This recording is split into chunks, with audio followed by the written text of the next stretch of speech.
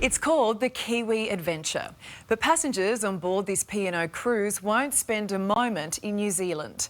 The ship turned away by border control because the hull wasn't clean enough. For the 2,781 passengers on board, their holiday is ruined. The vessel instead on its way to Tasmania in big seas, and many passengers are not happy. Araha Coburn is on board and she joins me now. Really appreciate your time. This isn't the holiday you had planned.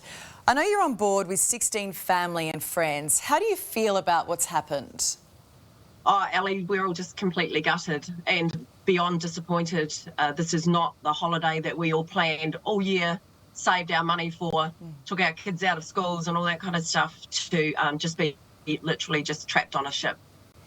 So the ship was rejected by New Zealand Border Control over a biosecurity issue and you're now heading to Tasmania.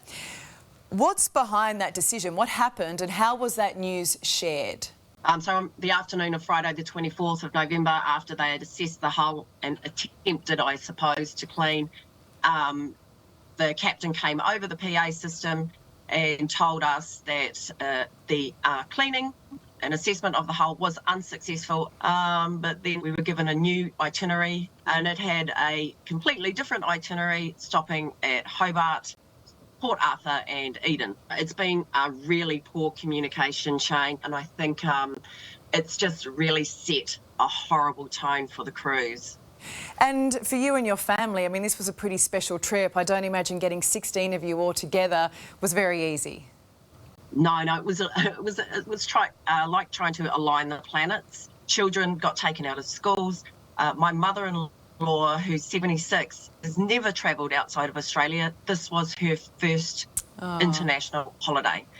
So you've now been offered a 50% refund. What do you make of that? It's an insult, actually.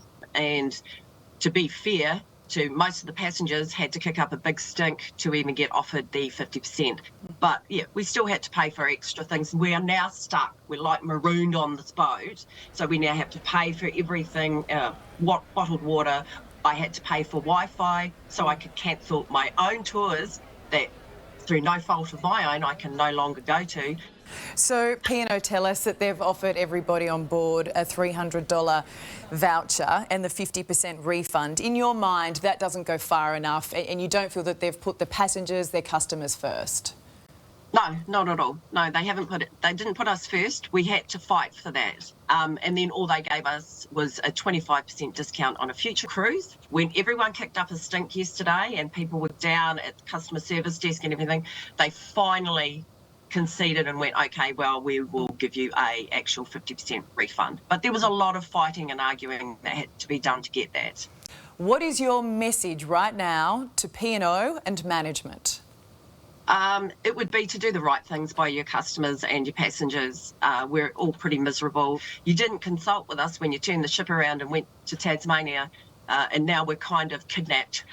So just treat us like you would like to be treated, because I'm pretty sure none of you guys would treat your families this way. Will you go on a P&O cruise again? No, never again. I won't cruise again. I won't even go on a cruise again now. So it's just ruined it for me. I'm emotionally quite anxious as well. So I don't like being in rough seas and high seas, and I don't like being at sea for 8 or 9 days straight. That's just not my idea of fun. So yeah, I will probably never cruise again now. Yeah, it also explains why a little bit of our connection is a bit ropey, is because you are in those big seas out in the middle of nowhere. But look, we're so sorry the trip hasn't worked out as planned, Araha. We appreciate your time. Thank you. Awesome. Thanks, Ali.